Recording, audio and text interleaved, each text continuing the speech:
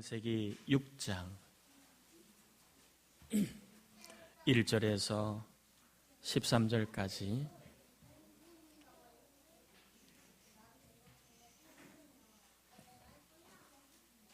자, 교독합니다. 1절입니다. 사람이 땅 위에서 번성하기 시작할 때에 그들에게서 딸들이 나니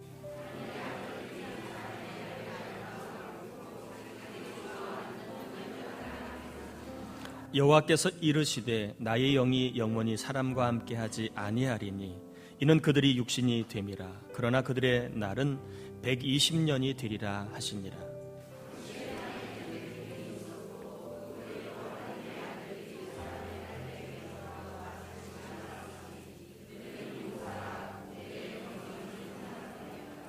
여호와께서 사람의 죄악이 세상에 가득함과 그의 마음으로 생각하는 모든 계획이 항상 악할 뿐임을 보시고 이르시되 내가 창조한 사람을 내가 지면에서 쓸어버리되 사람으로부터 가축과 기는 것과 공중의 새까지 그리하리니 이는 내가 그것들을 지었음을 한탄함이니라 하시니라. 이것이 노아의 족본이라. 노아는 의인이요 당대 완전한 자라. 그는 하나님과 동행하였으며 그때 온 땅이 하나님 앞에 부패하여 포악함이 땅에 가득한지라.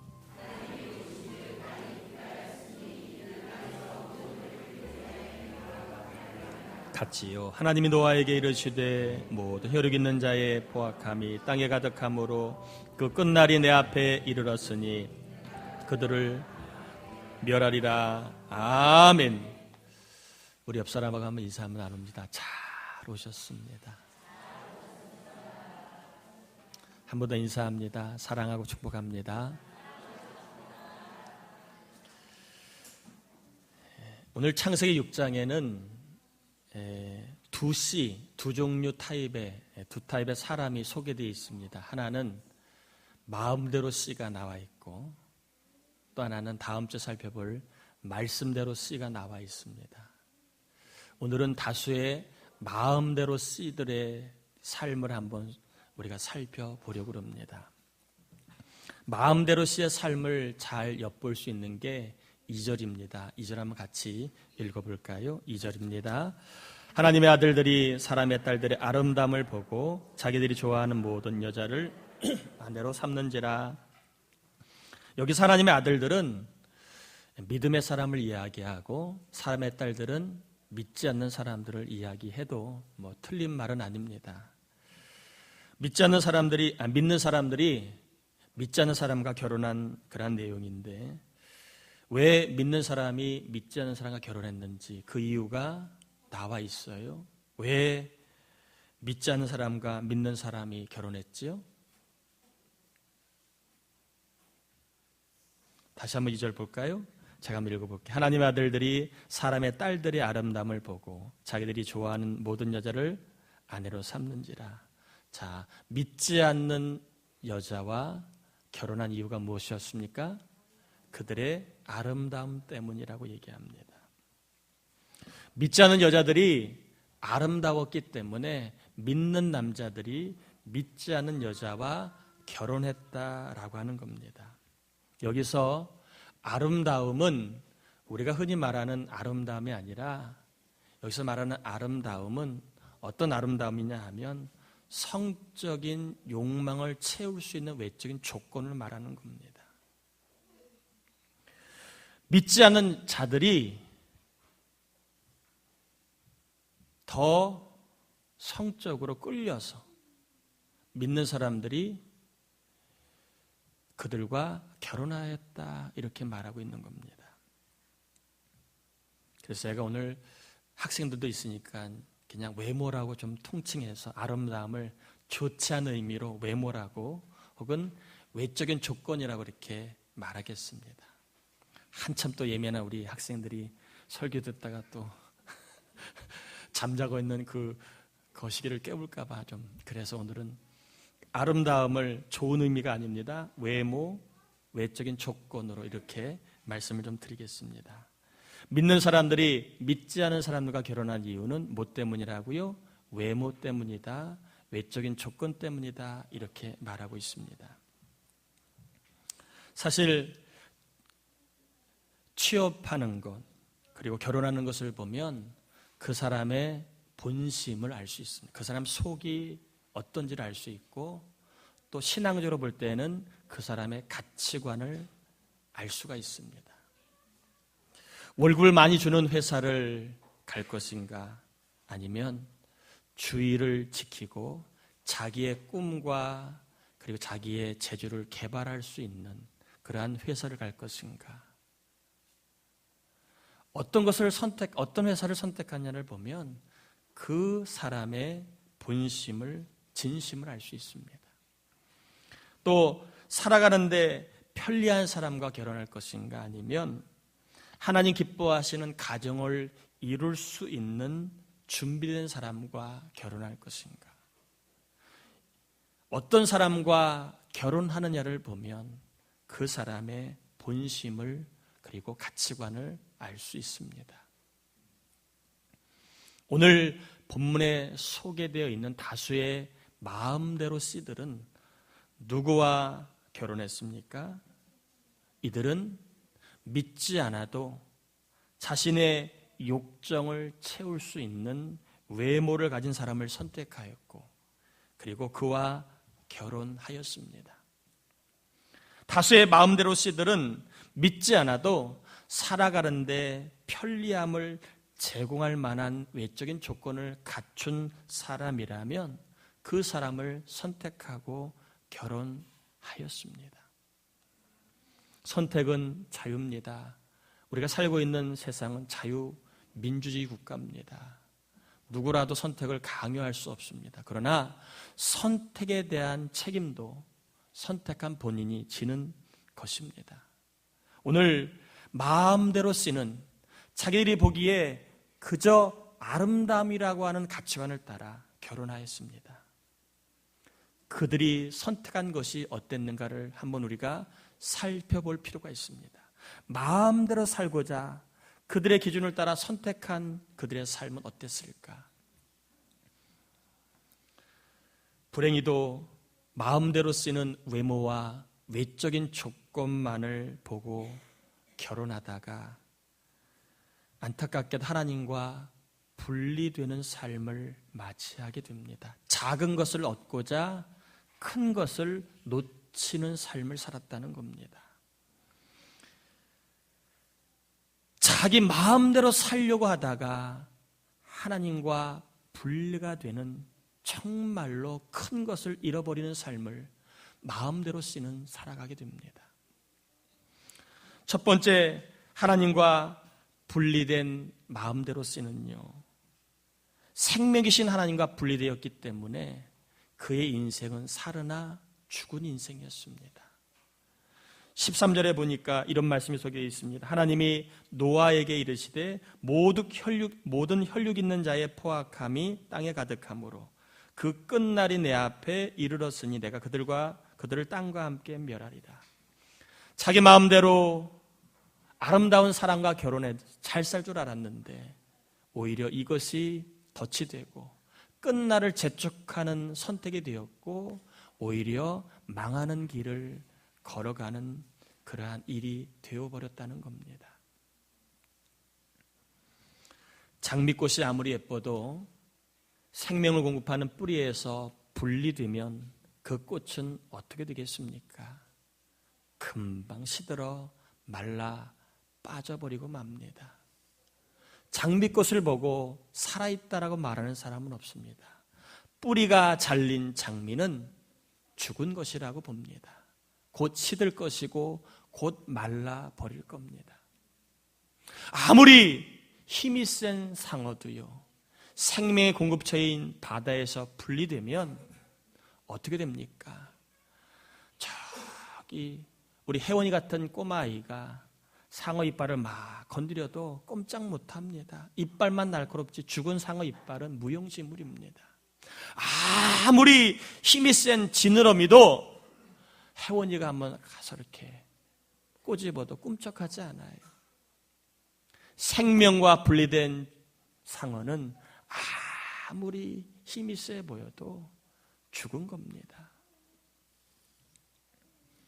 여러분, 마음대로 살면 좋을 것 같지요? 우리 학생들도 마음대로 살면 좋을 것 같지요?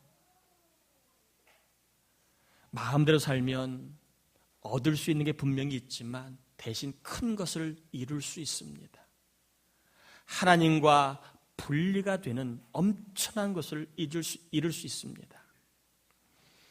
외모와 외적인 조건만 쫓다 보면 하나님과 분리되는 것은 시간 문제입니다. 하나님과 분리된 채 잘 나가면 뭐 하겠습니까? 하나님과 분리된 채 부족함이 없는 부유한 삶을 살면 뭐 하겠습니까? 하나님과 분리된 채 세상 사람과 희희낙낙 호호하며 지내면 뭐 하겠습니까? 곧 말라 빠질 날이 올 텐데요. 곧 웃음이 마를 날이 올 텐데요. 곧 그 부유함이 없어질 날이 올 텐데요. 성경은 하나님과 분리된 자에게는 끝날만이 오는데 그 끝날은 망하는 날이라고 얘기합니다. 외적인 조건에 욕심을 부리다가 하나님과 분리되는 일이 없기를 축복합니다. 외적인 외모만 의지하다가 특별히 우리 학생들은 하나님과 분리되는 일이 없기를 바랍니다. 하나님과 분리되면 우리에게는 끝날입니다.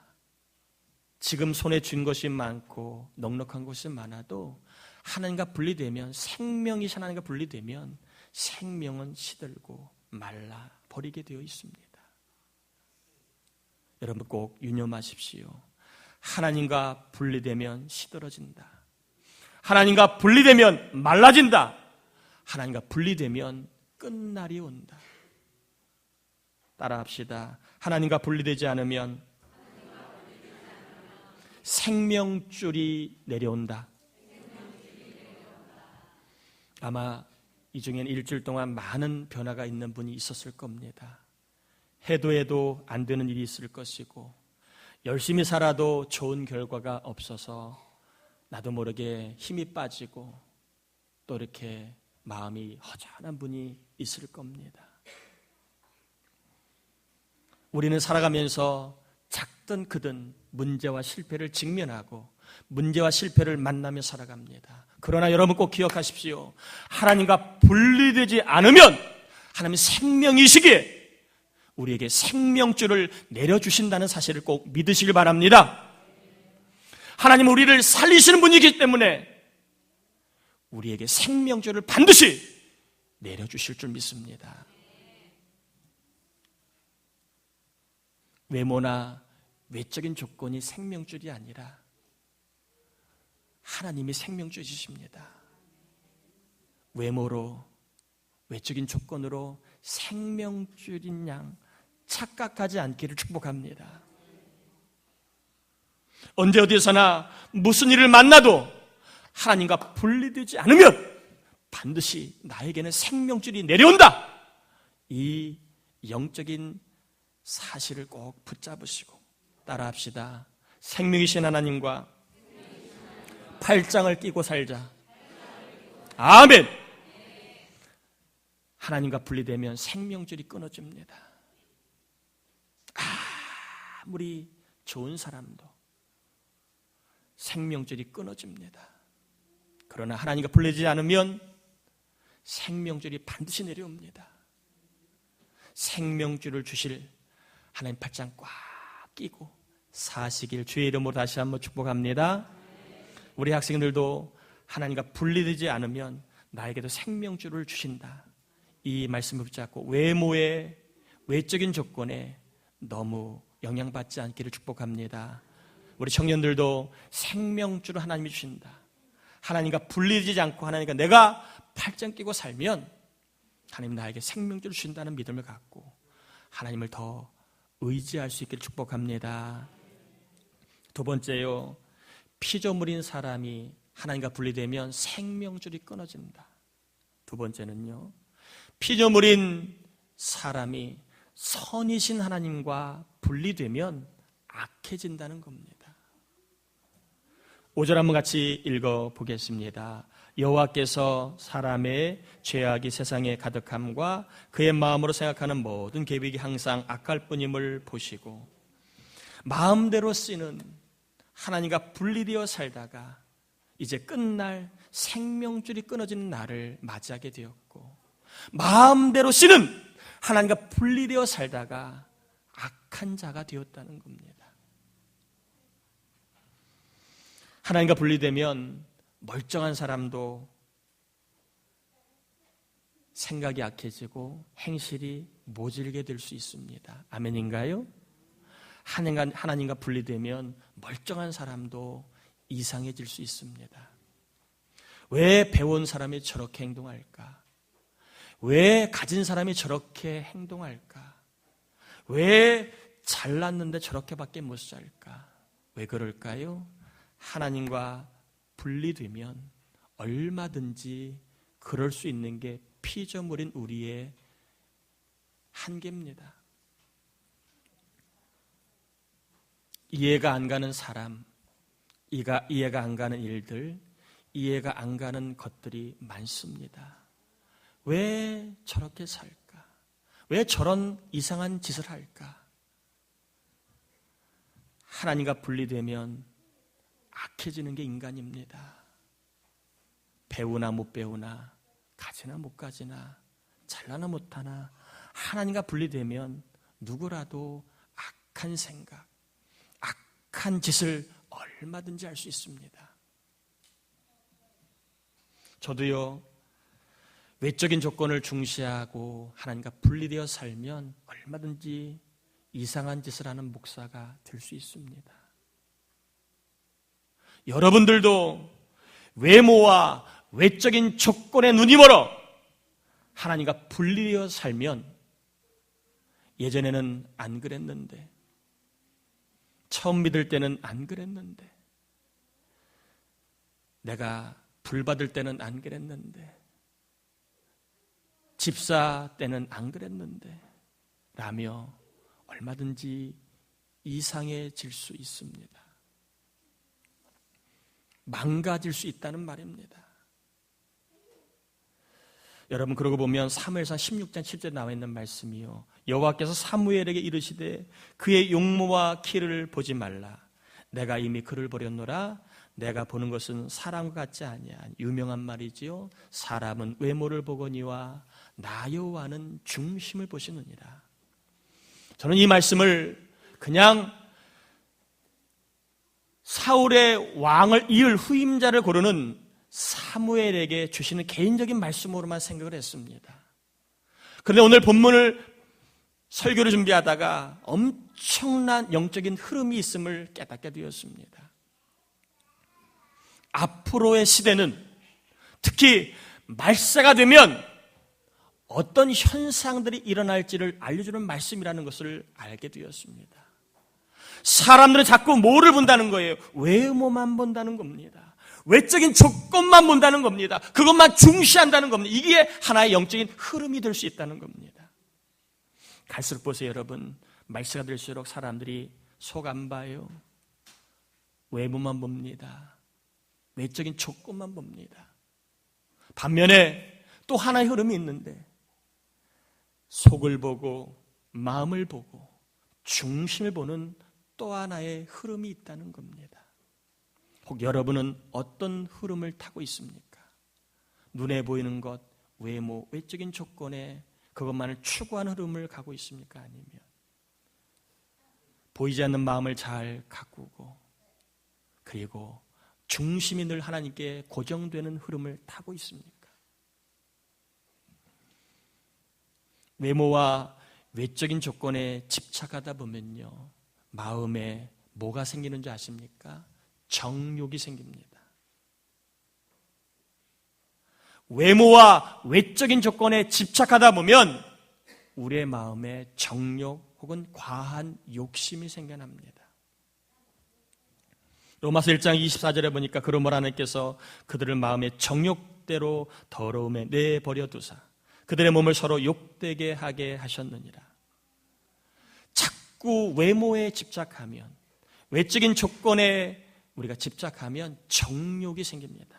더 가져야 되는데, 더 예뻐져야 되는데, 더 잘나야 되는데, 더 키가 커야 되는데, 더 내가 뭐 해야 되는데, 이러한 것들이 우리에게 정욕을 준다는 겁니다. 여러분, 정욕은요, 어쩔 수 없는 거예요. 내가 정욕의 문을 열면 그 통로로 누가 들어오는지 아십니까? 정욕의 문을 열면 그 통로로 거대한 마귀가 들어옵니다. 정욕의 문을 여는 순간에 마귀가 들어와서 우리를 죄의 영향력 아래 죄의 종으로 살게 만들어버립니다. 벗어나지를 못합니다. 왜 배운 사람이 저렇게 행동해? 죄가 지배하고 마귀가 지배하니까 못 벗어나는 겁니다. 알지만 못 벗어나는 겁니다. 죄가 들어오면 골라서 어떤 짓만 할까요? 망할 짓만 골라 합니다. 그리고 안 될 짓만 골라 합니다.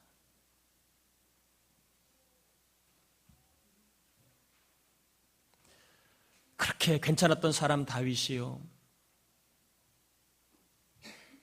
유부녀가 옥상에서 목욕하는 걸 보다가, 외모를 보다가 큰 죄 두 가지를 저질렀지요.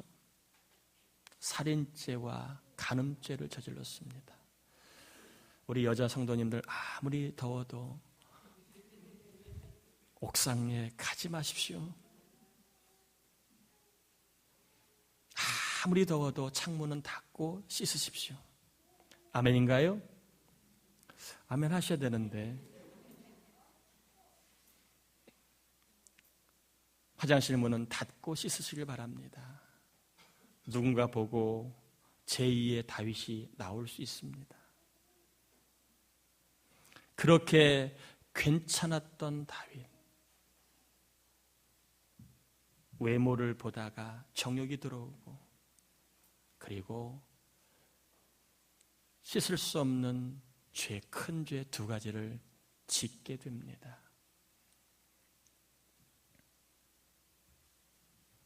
여러분을 축복합니다. 선하신 하나님과 분리되면 멀쩡한 사람이 이상해집니다.